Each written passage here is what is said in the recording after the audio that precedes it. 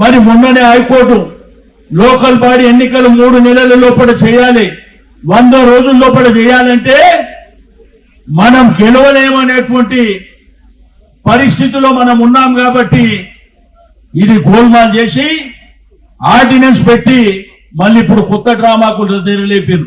Ordinance ద్వారా సాధ్యమవుతుందంటే ఈ దేశంలో అనేకమైనటువంటి రాష్ట్రాల్లో ఎప్పుడో సాధ్యమవుతుండే.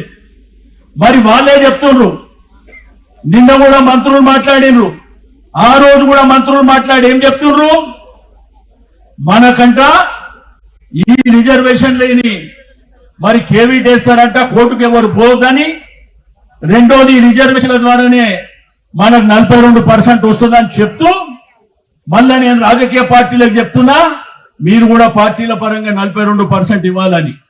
నిన్న అదే మంత్రులు మాట్లాడితే ఏం చెప్తున్నారు, బీజేపీ వాళ్ళు వెళ్ళి 9th షెడ్యూల్లో పెట్టిమని చెప్పి వాళ్ళే పెడుతున్నారు. అంటే మీరే కేబినెట్ లో నిర్ణయం తీసుకొని ఇది చెల్లదు అని మీకు తెలిసి మళ్ళీ ఈ రోజు వచ్చి డ్రామా చేసేటువంటి ప్రయత్నం జరుగుతుందని చెప్పి నేను ఈ సందర్భంగా తెలియజేస్తా ఉన్నాను. నేను ఒకటే ఈ యొక్క కాంగ్రెస్ ప్రభుత్వానికి హెచ్చరిక చేసేది, మాతో గోక్కున్నాడు వాడు బాగుపడినటువంటి దాఖలాలు లేవు బిడ్డ, జాగ్రత్తగా ఉండండి అని చెప్పి హెచ్చరిక చేస్తా ఉన్నాను. ఇది చిన్న శాంపిల్ మాత్రమే.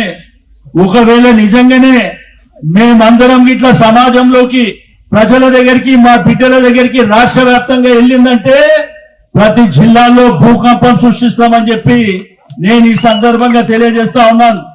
మీకు అడ్రస్ లేకుండా చేసేటువంటి బాధ్యత కూడా మా సమాజం తీసుకుంటుందని చెప్పి నేను ఈ సందర్భంగా తెలియజేస్తా ఉన్నాను.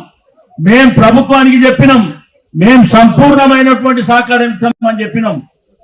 కానీ గోల్మాల్ చేసేటువంటి కార్యక్రమాన్ని డెడికేషన్ కమిటీ అని అది కూడా గోల్మాల్ చేసేటువంటి కార్యక్రమం, దాన్ని 5 రోజుల 7 రోజుల లోపల క్యాబినెట్ లో పెట్టి పబ్లిక్ డొమైన్ లో లేదు, పబ్లిక్ డొమైన్ లో పెట్టలే, క్యాబినెట్ టేబుల్ చేయలే, శాసనసభలో మాట్లాడినటువంటి దాఖలాలు లేవు. అన్ని హరిబరిగా చేసి దీని ఇది నిజమేదో అని చెప్పి ఇది బ్రహ్మ పదార్థం అని నమ్మించేటువంటి ప్రయత్నం జరిగినప్పుడు మన సంఘాలకు సంబంధించిన వాళ్ళు కూడా తెల్లారే ముఖ్యమంత్రి దగ్గరికి వెళ్లి వారికి సన్మానం చేసే కార్యక్రమం. అంటే నిజంగానే అయిపోయినట్టు. మేము ఒకటే ఈ ప్రభుత్వానికి చెప్తున్నాం, 600 మేం చెప్పేది ఒకటే, గౌరవ ముఖ్యమంత్రి గారికి చెప్పేది ఒకటే, నువ్వు ఏమి చేసుకుంటావో చేసుకో, 42% రిజర్వేషన్ ఇచ్చిన తర్వాతనే ఎన్నికలో పోదామని చెప్పి నేను ఈ సందర్భంగా తెలియజేస్తా ఉన్నాను. మేమేం భిక్షగాన్లం కాదు, అడక తినేటోళ్ళం అంతకంటే కాదు అని చెప్పి ఈ ప్రభుత్వం గుర్తు పెట్టుకోవాలని చెప్పి నేను ఈ సందర్భంగా తెలియజేస్తా ఉన్నాను.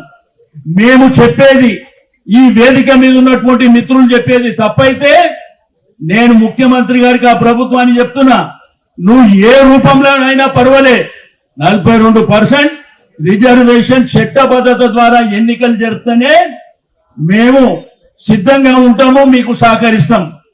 లేదంటే మేమెంతో మాకంత. రాహుల్ గాంధీ గారు చెప్తారు ఆ డైలాగ్, మీరెంతో ఎంత జనాభా ఉంటే వాళ్ళకి అంత హక్కు ఇవ్వాలని. ఎవరి హక్కు మా హక్కు గురించి ఇచ్చే అవసరం లేదు బిడ్డ, తలుచుకుంటే మేమే గుంజుకుంటామని.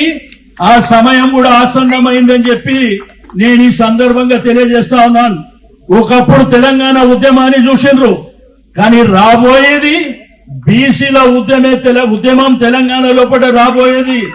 తస్మత్ జాగ్రత్త అని చెప్పి నేను ఈ సందర్భంగా తెలియజేస్తా ఉన్నాను. ఎందుకంటే అంత ఆషామాషిగా ఏం లేం. మేము ఒకప్పుడు ఏంటంటే మనము బాంఛన్ కాల్ ముక్త అనే విధంగా మనం గుళ్ళ గ్రామాలలో పనిచేసినాం. ఇప్పుడు ఎదురొట్టి నిలబడడానికి సిద్ధంగా ఉన్నామని చెప్పి నేను ఈ సందర్భంగా తెలియజేస్తా ఉన్నాను. మీరందరూ సిద్ధమా? జిల్లాలలో తిరుగుదామా? ప్రతి జిల్లాలో మన సమాధానం లేపుదామా? లేపిందంటే మీ పీఠాలు కదిలిపోతాయి, అది గుర్తు పెట్టుకోవాలని చెప్పి. ఎందుకంటే మోసం అనేది కొన్నిసార్లు పనికొస్తుంది, ప్రతిసారి మోసం చేసేటువంటి ప్రయత్నం జరిగితే అది మన మెడకే చుట్టుకుంటుంది అనేటువంటి విషయాన్ని ప్రభుత్వాలు మర్చిపోవద్దని చెప్పి నేను ఈ సందర్భంగా తెలియజేస్తా ఉన్నాను.